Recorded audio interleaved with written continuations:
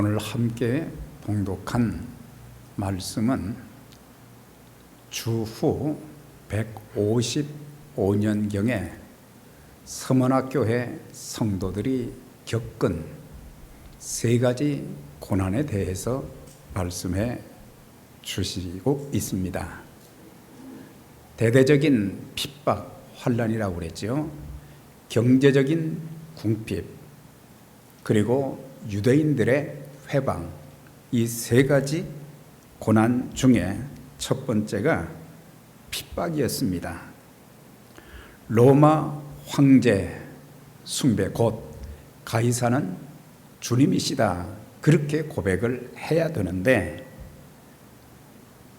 그것을 거부하고 예수 그리스도는 나의 구주와 생명이 되신다는 그런 고백을 한다는 이유 때문에 그들은 엄청난 핍박, 심지어 순교까지 이르게 되는 고통을 겪게 되었습니다. 그때 당시 로마 정부는 서머나 교회 성도들에게 억울한 누명을 세워서 잔인하게 죽이고 핍박을 했습니다.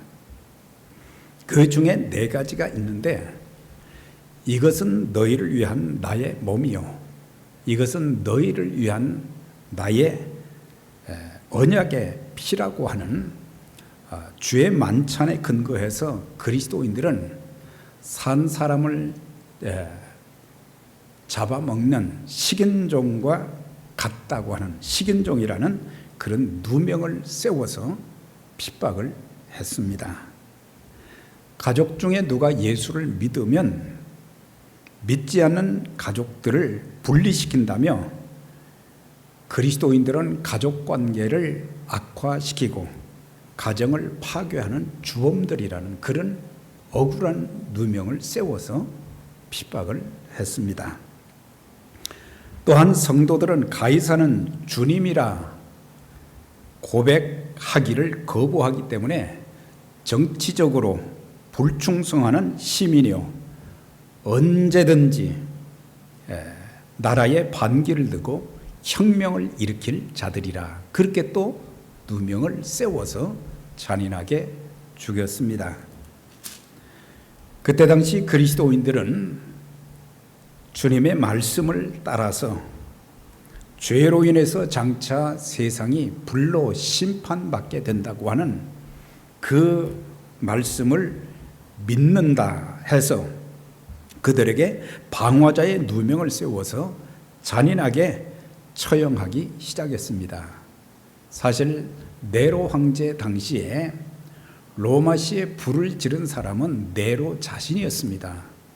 그런데 그 모든 방화의 책임을 그리스도인들에게, 기독교인들에게 다 덮어 세워가지고 방화범으로 몰아서 잔인하게 죽였던 것을 볼 수가 있습니다.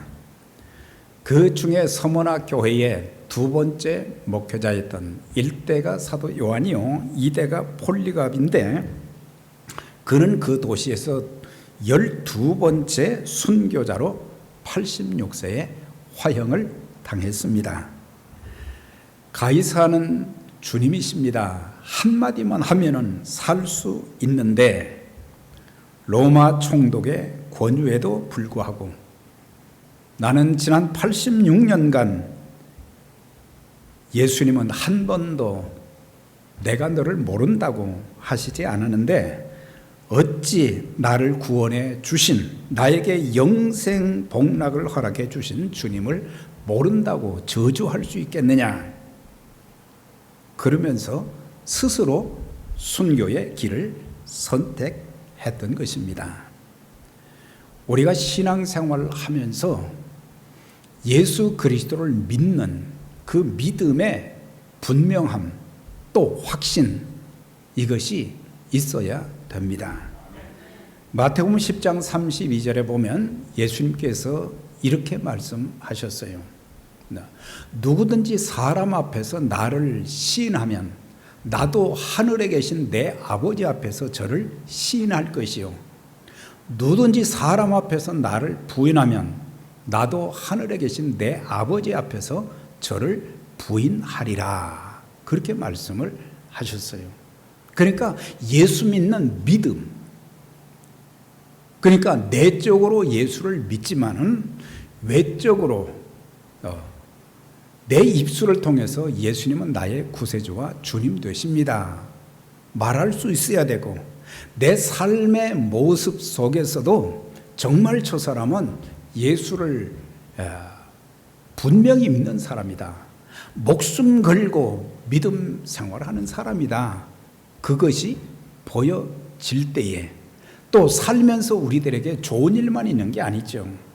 형통한 일만 있는 것이 아니라 지금과 같은 코비드-19 같이 참 어려운 환난과 재앙의 시대를 우리가 살고 있는데, 이런 가운데서도 내가 믿음을 지키고 있는지, 내가 생명 걸고 참 믿음을 가지고 살고 있는지 우리 자신들을 돌아보면서 우리의 믿음을 더 굳건하게 세워나가고 성령의 능력으로 이 모든 어려움들을 극복하고 하나님께서 우리에게 주신 귀한 사명, 또 하나님의 뜻을 이루는 일에 우리가 쓰임 받아야 될 것입니다.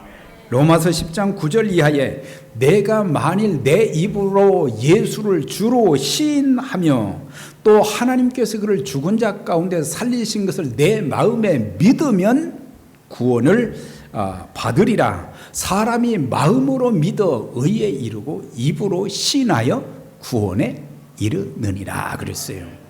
그러니까 내가 속으로만 나 예수 믿어 그게 아니라 실제 내 언어를 통해서, 입을 통해서나 내 삶을 통해서 환경이 좋고 나쁘고 간에 상관없이 변함없이 주님을 믿는 믿음의 사람이라는 것을 나타내 보여주는 그 믿음. 때로는 예수 믿는 것 때문에 불이익을 받을 때도 있고 조롱과 멸시를 받을 때도 있고, 그렇지만은 그런 것에 굴하지 않고 생명 바쳐 내가 예수 믿는 그 믿음을 이렇게 보여주는 그런 자들이 되어야 한다는 것을 사도 바울은 로마 교회 성도들에게 아주 강력하게 강조했던 것을 보게 됩니다. 이런 핍박이 있었고 또한 그들에게는 궁핍이 있었다. 사실 서머나라고 하는 그 도시는 에베소라고 하는 도시와 같은 항구 도시고, 거기에는 정치, 경제, 문화 모든 면에 있어서 발달이 돼서 사람들 살기가 그렇게 좋았다고 그래요. 그래서 경제적으로 어려움이 없이 단 한 가지 조건은 가이사는 주님이시다. 로마 황제는 주님이시다. 그 고백만 하게 되면은 생활에 전혀 지장이 없었어요. 그래서 그 당시 황제 숭배를 하지 않고 예수 믿는 자들은 자기들의 재산을 약탈당하거나 그리고 가정과 동네에서 도시에서 쫓겨나는 그런 고통을 겪었고, 생계가 막연해서 참혹하게 굶어 죽어가는 자들이 적지 않게 많았다고 합니다. 이런 상황이 만약 우리에게 닥쳤다고 할 때 여러분과 저는 믿음을 지킬 수 있겠는가? 나는 내가 굶어 죽을지언정 나는 예수를 믿겠습니다. 서문학교회 성도들은 그런 가운데에도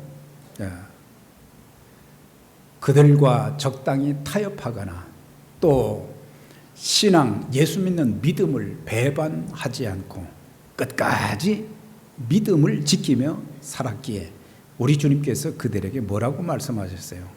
내가 세상적으로는 고난을 겪지만 실상은 내가 부요한 자니라. 영적으로 부요하단 말이죠. 믿음에 부요하다고 하는 것을 그들에게 말씀해 주신 것을 볼 수가 있습니다. 세상의 부요는 잠시 있다가 다 사라지게 되지만은 믿음의 부요는 하늘에 상급이 있고 이 땅에서도 자신뿐만 아니라 우리의 후손들에게도 보상해 주시는 그런 축복이 있는 거예요. 그러니까 내게도 주시겠지만 내가 아니면 우리 후손들에게 우리의 선조가 우리의 부모님이 믿음 생활을 잘하고 하나님 말씀에 순종하면서 하나님의 거룩한 일에 충성하게 되면 반드시 하나님은 그 백성들 그의 후손들에게 큰 은총과 복을 주시게 되는 것입니다. 그래서 우리가 살면서 어떤 고난이 있어도 우리는 믿음으로 기도하고 믿음으로 인내하고 믿음으로 하나님 말씀에 순종하면 주님께서 약속하신 복을 허락해 주실 것입니다. 그 다음에 겪은 어려움은 유대인의 회방이라 그랬어요. 이건 단순히 방해한다는 그런 뜻이 아닙니다.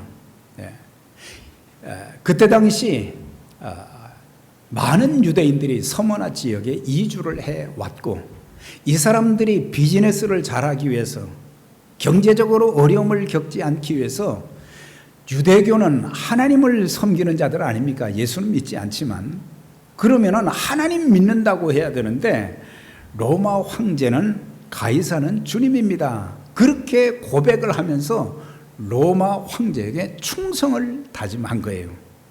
그런데 그렇게 살다가 보니까 그리스도인들이 들어와서 교회를 세우고 교회가 이제 왕성하게 성장해 가는 과정 속에서 유대교를 믿는 사람들이 개종을 해서 예수를 믿고 구원받는 사람들이 자꾸 많아지는 거예요.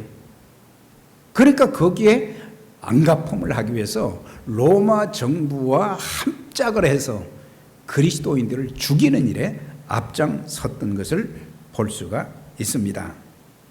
심지어 폴리갑이 순교하던 날은 안식일이었다 그랬어요. 그러니까 유대교인들은 안식일에는 아무 일도 하지 않잖아요. 밖에 돌아다니지도 않잖아요. 나뭇가지 하나 줍지도 않잖아요. 그런데 안식일 날 대모대를 구성해서 폴리갑을 불에 태워서 죽여라, 화형을 시켜라 막 데모를 하고 그 다음에 그를 태워 죽일 필요한 나무를 율법에는 그 말이죠. 나뭇가지도 주어서는 안 되는데 나뭇가지들을 주워와가지고 결국에 화형시키는 일에 앞장서고 그리스도인들을 핍박했던 사람들이 바로 유대교인들이었다라고 하는 거예요. 그래서 유대인의 회방이 그들에게 있었다 그랬어요. 그런데 계시록 2장 9절에 보면 자칭 유대인이라 하는 자들의 비방도 알거니와 단순히 비방이 아닙니다. 실상은 유대인이 아니요 사탄의 회당이라 그랬어요. 그들은 사탄이다 이 말이에요. 사탄은 눈에 보이지 않지요. 사탄의 정체는. 그렇지만 사탄의 노예가 되어서 사탄의 사주를 받아서 하나님의 자녀들, 하나님의 백성들을 잔인하게 죽이는 일에 동참한 그들은 사탄의 무리들이다. 그렇게 주님께서 말씀하신 거예요. 사실 민수기서 16장 3절에 보면 이스라엘 백성들 전체를 뭐라고 불렀냐면 여호와의 총회 그렇게 불렀어요. 총회는 모든 사람들이 같이 모였다. 그러니까 하나님의 총회라고 하는 거죠. 그런데 여호와의 총이라고 불리움을 받은 그들은 하나님의 통치와 인도하심을 받는 자들이라는 그런 뜻이거든요. 그런데 하나님의 통치와 인도함을 받지는 않고 그들은 사탄의 사주에 의해서 황제 숭배를 하며 그리스도인들을 대대적으로 핍박하는 죽이는 그런 일에 쓰임받았기 때문에 사탄의 모임이다. 그렇게 불렀습니다. 사도 바울은 로마서 2장 28절 이하에 로마 교회 성도들에게 이렇게 말씀을 전했어요. 무릇 표면적 유대인이 아니요 표면적 육신의 할례가 아니니라. 오직 이면적 유대인이 유대인이며 할례는 마음에 할지니. 그러니까 사도 바울이 사역하던 그 시대에도 유대교인들이 어디에나 득세를 했어요. 특히 유대교를 믿다가 그리스도인 된 사람들을 엄청나게 핍박하고 그랬는데, 사실 그들은 말이죠, 우리가 아브라함의 후손이다, 혈통적으로 봤을 때 아브라함의 후손들이란 말이죠. 그 다음에 아브라함이 할례를 받았는데 우리도 아브라함처럼 할례를 받았기 때문에 우리는 선민이다 그랬어요. 택함 받은 자들이라 그랬어요. 그런데 주님께서는 그들은 참 유대인이 아니다 그랬어요. 왜냐? 표면적 육신의 할례, 그게 그들은 강조를 했지만 표면적 육신의 할례가 아니다 그랬어요. 중요한 것은 아브라함의 후손이라고 하면, 택함 받은 선민이라고 하면 아브라함이 가졌던 믿음을 가져야 된다고 하는 거예요. 그런데 그들에게는 그런 믿음이 없었어요. 또한 아브라함은 하나님 말씀에 절대적으로 순종을 했어요. 이들은 하나님을 믿는다고 하지만 하나님 말씀에 순종하지 않았어요. 그 다음에 그들이 아브라함의 참 후손이라고 하면은 마음의 할례를 받아야 된다. 마음의 할례는 뭐냐면 성령의 인침을 말하는 거예요. 예수 그리스도를 영접할 때 성령께서 우리 안에 들어오신 것을 영접한다고도 그러지만은 인침받았다, 하나님의 자녀인 것을 도장을 찍었다 이 말이죠. 그래서 그걸 마음의 할례라고 그랬어요. 근데 그들은 예수 그리스도를 구세주와 주님으로 영접한 일도 없어요. 그렇기 때문에 그들은 참 유대인이 아니다. 이면적 유대인이 참 유대인이다. 이면적이라는 내 마음으로 진실된 믿음을 갖고, 진실된 믿음을 가지고 하나님 말씀에 순종하고, 그 다음에 그들의 삶에 예수님을 영접했으면, 성령의 인침을 받았으면 변화가 되어야 되잖아요. 그리스도인의 참 모습을 따라서 변화가 되고 뭔가 하나님께 더 귀하게 쓰임받아야 되는데 그들에게는 아무것도 찾아볼 수가 없었어요. 믿음이 있다 하면서도 마귀가 기뻐하는 일만 찾아서 한다면 그것은 사탄의 모임이고 사탄의 종인 거예요. 그러면 이토록 환난과 궁핍, 회방 가운데서도 서머나교회 성도들의 신앙은 어떠했습니까? 그들은 비굴하게 양식을 구걸하지도 않았어요. 먹을 건 줘야 되지 않겠느냐, 양식을 구걸하지 않았다고 했어요. 기록에 보니까 굶어 죽을지언정 황제 숭배도 하지 않았고, 그들은 살기 위해서 적당히 로마 정부와 타협도 하지 않았다고 그랬어요. 이런 교회, 이런 성도들을 향해서 주님은 실상은 내가 부요한 자다 그랬어요. 네. 이런 믿음을 가진 자들에게 주님은 보상을 약속을 하신 거예요. 마태복음 19장에 보면 예수님께서 12 제자들을 이제 선택하셨잖아요. 그리고 그들을 훈련하시고, 그들은 또 예수님의 부름에 따라서 자기 가족들을 떠나서 생업을 버리고 예수님을 따랐어요. 근데 예수님을 따르기는 했는데 우리에게 뭐가, 예수 믿으면 우리에게 어떤 유익이 있는가, 이런 생각이 베드로에게 들었던 것 같아요. 그래서 베드로가 보소서 우리가 모든 것을 버리고 주를 따라 싸운데 그런즉 우리가 무엇을 얻으리까 그랬어요. 그때 주님께서 이런 말씀하셨어요. 예수께서 이르시되 내가 진실로 너희에게 이르노니 세상이 새롭게 되어 인자가 자기 영광의 보좌에 앉을 때에 나를 따르는 너희도 12 보좌에 앉아서 이스라엘 12지파를 심판할 것이다. 또 내 이름을 위하여 집이나 형제나 자매나 부모나 자식이나 전토를 벌인 자마다 여러 배를 받고 또 영생을 상속하리라. 두 가지를 말씀해 주셨어요. 잘 들어보세요. 그러니까 주님을 위해서 집, 부모, 형제, 자식을 버린 자는 이 땅에서도 보상을 받고 영생을 상속하리라 그랬는데, 여기에 좀 오해가 생길 수 있는 것은 예수 믿으면 부모, 형제, 가족들 모든 재산 다 버려야 되느냐, 그걸 말씀한 게 아닙니다. 그걸 잘 아셔야 돼요. 예수 믿는다고 해서 부모 형제를 버리면은 왜 하나님께서 십계명을 통해서 5계명에 내 부모를 공경하라 그렇게 하셨을까요? 예. 이건 우선순위를 말하는 거예요. 우리 육신의 부모님이나 형제 자매들이 귀하지만 하나님 다음이라고 하는 거예요. 하나님이 첫 번째 되어야 된다는 것을 말씀한 것 뿐이에요. 예수 믿으면 다 버려야 된다 그게 아닙니다. 예. 절대 버려서는 안 되죠. 우리 주님께서 십계명을 둘로 구분을 하셨잖아요.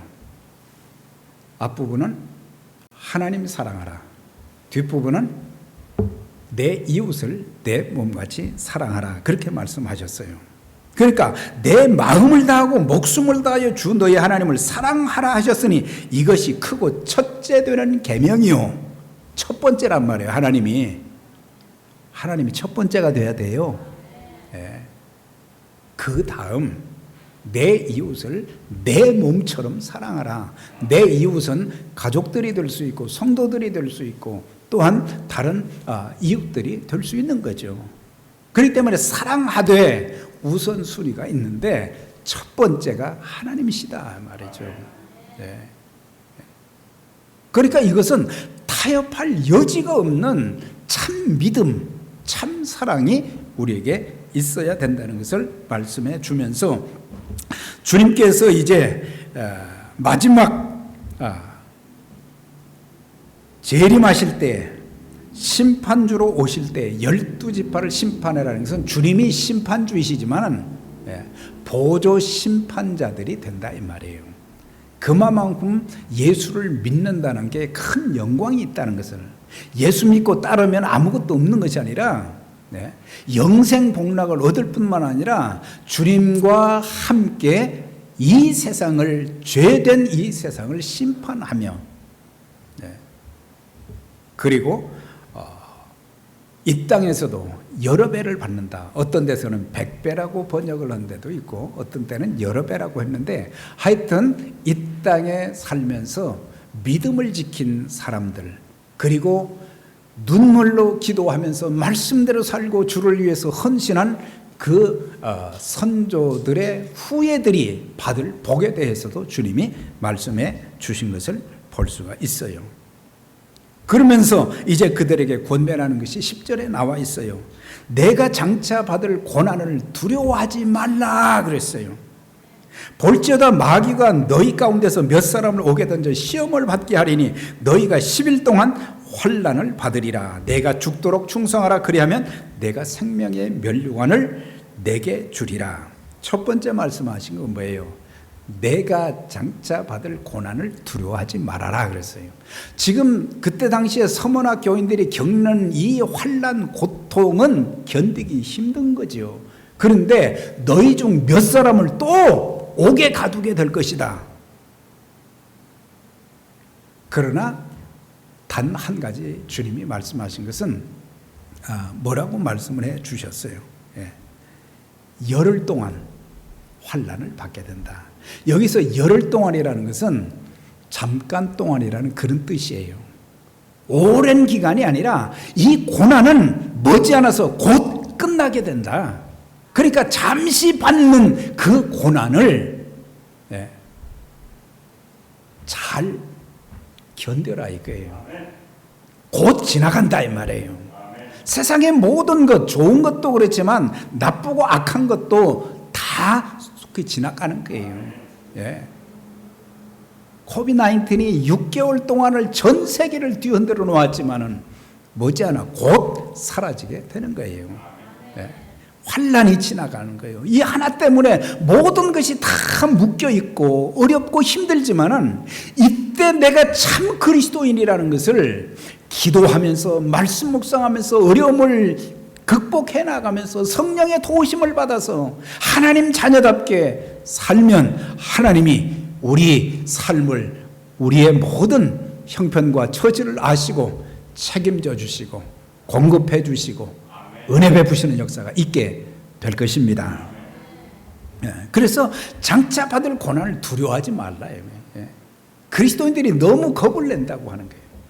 우리가 지켜야 될 건 잘 지켜야 되지만 우리는 하나님 외에 두려워할 존재가 없어요. 우리는 사람을 두려워하고 환경을 너무 두려워하고 하나님을 그렇게 두려워하는 그런 모습들이 우리에게서 보여야 된다고 하는 거죠.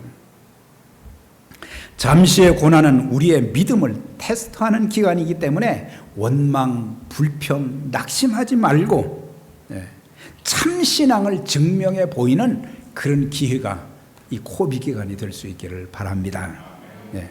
다니엘서 3장 16절 이하에 보면 다니엘의 세 친구가 말이죠. 그때 당시 느부갓네살 왕이 금 신상을 만들어 놓고 온 바벨론 나라의 백성들에게 나팔이 울려 퍼지면은 그때 모든 바벨론에 사는 사람들은 금 신상 앞에 머리를 숙이고 절하라 그랬어요. 근데 다 그렇게 하는데 다니엘과 그 다음에 그의 세 친구 사드락, 메삭, 아벳느고가 절을 안 한 거예요. 그러니까는 사람들이 또 왕에게 고발을 했어요. 다른 사람들은 전부 금신상에게 절을 하는데 저 사람들 저렇게 하지 않으니까 약속하신 대로 저 사람들 풀무불 속에 집어넣어야 됩니다. 왕이 도장을 찍었으니까 꼼짝없이 그렇게 해야 되잖아요. 그 사람들을 왕이 너무 아끼기 때문에 불렀어요. 다시 한번 기회를 주니까 나팔 불 때 모든 백성들이 금신상에게 절을 하면 너희들도 절을 해라. 그러면 내가 살려주겠다. 그렇지 않으면 약속한 대로 풀무불 속에 집어넣어야 된다. 그랬을 때 이 세 사람이 이렇게 대답을 합니다. 우리가 섬기는 하나님이 우리를 맹렬히 타는 풀무불 가운데서 능히 건져내실 것입니다. 첫째는 믿음을 가졌어요. 그 다음에 두 번째는 그리 아니하실지라도 우리가 풀무불 속에 들어가서 타서 죽는다고 할지라도 우리는 우상에게 절대 절을 하지 않겠습니다. 그래서 풀무불 속에 들어가는데 하나님이 거기서 지켜주셨어요. 나중에 그 광경을 보고 느부갓네살이 말이죠, 막 하나님을 찬양하면서 온 바벨론 사람들은 하나님을 믿어야 된다. 세 사람의 믿음이, 하나님을 향한 목숨 걸고 믿음을 지킨 그 믿음이 하나님이 살아계시다는 것을 증거하는 참 믿음의 사람이라는 것을 보여주는 그런 계기가 되었던 것을 볼 수가 있어요. 마태복음 3장 12절에 주님께서 이렇게 말씀하셨어요. 손에 키를 들고 자기의 타작마당을 정하게 하사 알곡은 모아 곳간에 들이고 쭉정이는 꺼지지 않는 불에 태우리라. 그런 말씀을 하셨어요. 알곡과 쭉정이, 이렇게 농사를 지으면 농사 지은 분들은 알 수 있는 내용이에요. 그래서 곡식이 익으면 추수를 해서 알곡과 쭉정이를 같이 거두잖아요. 그런데 알곡을 창고에 보관하기 전에 키질을 하는 거예요. 키 아시죠? 나이 드신 분들은 다 아시는데 바람을 이용해서 곡식의 쭉정이를 분리해내는 거. 그래서 키를 이렇게 흔들면 그 바람에 의해서 알곡은 앞으로, 쭉정이는 밖으로 나가버리는 거예요. 그래서 키질을 하기 전까지는 알곡이나 쭉정이나 차이가 나지 않아요. 그러나 바람이 불면, 바람에 날려보면 쭉정이는 다 날아가는 것을 보게 되는 것입니다. 교회에 나오는 분들이 알곡인지 쭉정인지 잘 믿는 자인지 안 믿는지 그거는 육안으로 보기는 물론 뭐 대충 알 수 있겠지만 정확하게 알 수는 없다는 거예요. 다 예수 이름 말하고 나 믿는다고 하고 그렇지만은 그러나 환난과 시련의 바람이 불어오면 알곡 신자는 끝까지 자기의 믿음을 지킵니다. 죽기까지, 죽는 순간까지 나 예수 믿습니다. 예수님은 부인하지 않습니다. 예수님이 기도하신 것처럼 내 영혼을 아버지 손에 의탁하나이다. 그렇게 기도하고 주님 앞에 가는 거예요. 그러나 쭉정이 신자는 고난과 시련의 바람에 다 떠나게 되는 거예요. 그래서 알고 본 곤란해 천국 창고에 들어가고 쭉정이는 지옥불에 던져지기 때문에 참 믿음을 가져야 되는데, 사도 바울이 고린도 교회 성도들에게 13장 5절에 보면 이런 말씀을 했어요. 너희가 믿음에 있는가 너희 자신을 확정하고 증명하라. 그리스도 예수께서 너희 안에 계신 것을 너희가 알지 못하느냐? 그렇지 않다면 너희는 버리운 자니라 그랬어요. 여러분들, 예수님이 하나님의 성령께서 여러분 마음 안에 성전 삼고 계신 것을 확실히 믿으십니까? 네. 이걸 못 믿으면 그 사람은 구원받지 못한 사람이다 이 말이에요. 버렸다는 것은 구원받지 못한 사람이라고 하는 거예요. 네. 그래서 늘 자기가 그리스도 안에 거하고 있는가, 그리스도께서 내 안에 성전 삼고 계시는 것을 늘 시험하고 확증하라. 우리가 기억해야 될 것은 우리의 삶의 고통은 잠시 후면 끝이 납니다.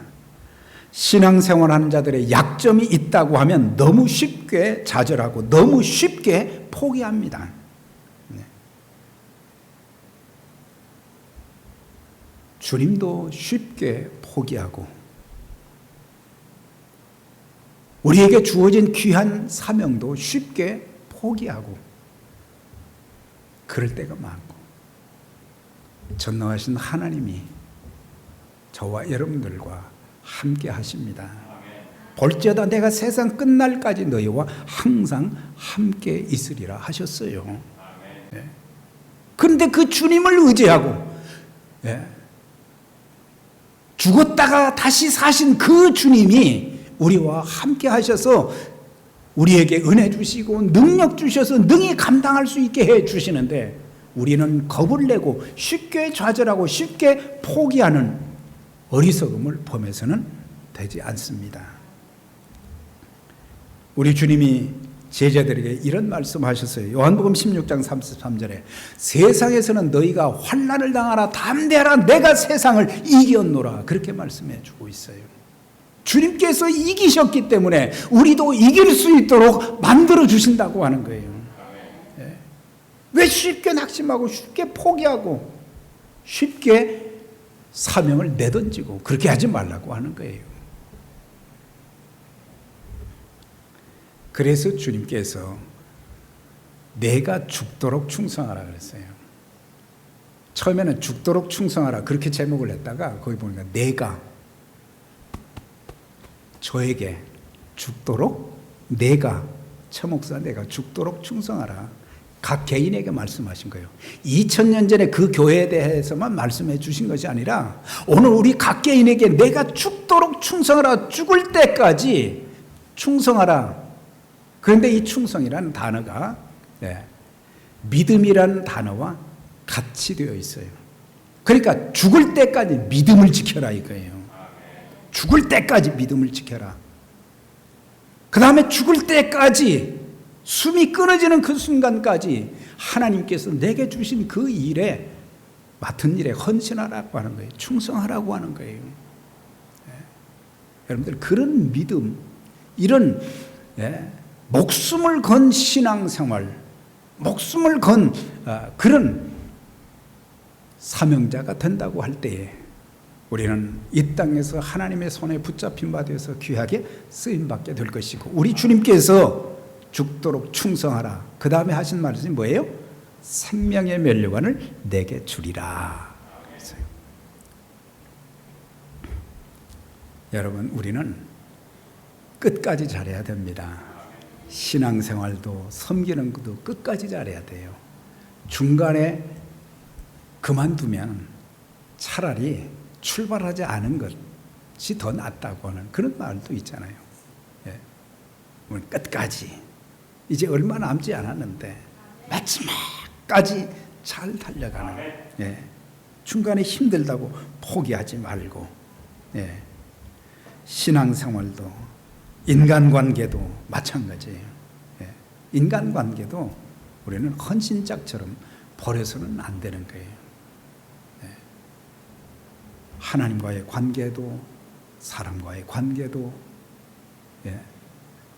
불신자들도 그런 기본은 있는데 믿는 사람들이 그걸 잘 못하면 하나님께서 그 사람을 통해서 내게 주실 좋은 것들이 있는데 인간관계를 잘못해서 다 놓치는 경우들도 있게 되는 거예요. 여러분들 절대 저와 여러분들이 가진 믿음 절대 변질되지 않기를 주의 이름으로 축원합니다. 자, 이제 마지막 약속이에요. 두 가지를 말씀하셨지요. 하나는 둘째 사망의 해를 받지 않는다. 둘째 사망의 해. 그러니까 둘째 사망은 뭐냐? 첫째 사망은 육신적인 죽음이에요. 둘째 죽음은 뭐냐면 지옥 들어가는 걸 말하는 거예요. 네. 천국 가는 사람들이 있지만 지옥 가는 사람들, 지옥의 형벌을 말하는 거예요. 육신의 죽음 다음에 죽음으로 지옥의 형벌. 그때 당시는 박해자들이 승리자처럼 보이지만은 결국 그들은 지옥 형벌 가운데 처하게 될 것이다. 계시록 21장 8절에 믿지 아니하는 자들은 불과 유황으로 타는 못에 들어가리니 이것이 곧 둘째 사망이다. 그렇게 말씀해 주었어요. 그러나 예수 믿는 자들에게는 둘째 사망이 없습니다. 첫째 사망은 있지만 둘째 사망이 없는 것은 우리 주님께서 다시 오실 때 무덤에 있는 자들이 먼저 살아 일어나고 살아있는 우리들도 호련히 변화되어서 공중에서 주를 영접하게 되고 그 다음에 주와 함께 더불어 영원히 주님 나라에 거하게 된다. 그 약속을 해 주셨잖아요. 그래서 우리에게는 나를 믿는 자는 죽어도 살겠고 살아서 나를 믿는 자는 영원히 죽지 아니하리라 주님이 말씀하셨어요. 생명의 면류관을 주리라. 여러 가지 면류관 중에 생명의 면류관, 이거는 목숨 걸고 예수 믿고 주를 섬긴 자들에게 주시는 상급이다. 썩지 아니하는 면류관도 있고 기쁨의 면류관도 있고 의의 면류관도 있고 영광의 면류관도 있는데 특별히 서문학교회 성도들에게 생명의 면류관을 받으라 그랬어요. 그들에게 주시겠다고 그랬어요.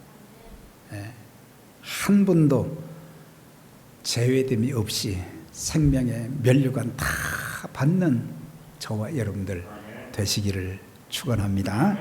네, 사랑하는 여러분, 여러분들에게 감당할 수 없는 환난, 궁핍, 비방과 조롱 이런 어려움들이 있습니까?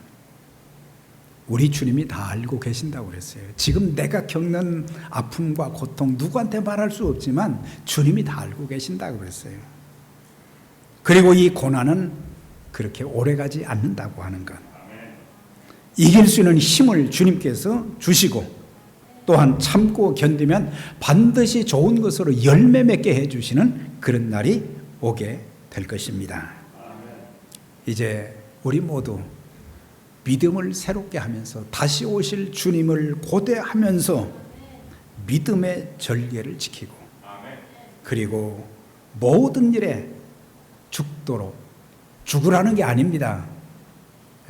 주님이 그런 마음 가지고 섬기면 도와주시고 은혜 주셔서 감당케 하시기 때문에 죽도록 충성하고 이 땅에서 사명 잘 감당하다가 주님 앞에 섰을 때 내가 죽도록 충성했는데 내가 생명의 면류관을 내게 주리라 칭찬하시고 끌어안아 주시고 은혜 베풀어 주시는 그 날, 그리고 이 땅에 남아있는 우리의 후손들에게 주실 그 은총과 축복을 기대하면서 우리 서문학교회 성도들이 가졌던 참 믿음, 그 믿음을 가지고 우리도 이 땅에서 승리하고 하나님 뜻을 이루어드리는 일에 복되게 쓰임받는 저와 여러분들 되시기를 주의 이름으로 축원합니다. 하나님 아버지 감사합니다. 이렇게 귀한 가족들 힘든 가운데도 주님 전에 나오게 하시고 마음을 다해서 예배 드리게 하시며 오늘 주신 말씀 서머나 교회에게 주신 말씀이기도 하지만 우리 각 개인과 우리 교회에 주신 말씀인데, 하나님, 환난과 궁핍과 모든 회방 가운데서 이런 일들이 서머나 교회 성도들에게만 있었던 것이 아니요, 오늘 우리가 살고 있는 이 시대에도 어려움들이 숱하게 많지만 하나님, 타협하거나 주님을 떠나는 일이 없게 해 주시고 참 믿음을 가지고 말씀에 순종하면서 성령의 능력을 힘입어서 귀하게 쓰임받는, 그래서 하나님이 살아계시고 예수 그리스도가 살아계심을 증거하는 일에 복되게 쓰임받는 에베네셀의 가족들 다 되게 하시고, 또한 이 땅에서도 후손들에게도 복을 주시고 모두가 다 영생을 상속받는 하나님의 권속들 다 되게 해 주옵소서. 예수님 이름으로 기도드려나이다. 아멘.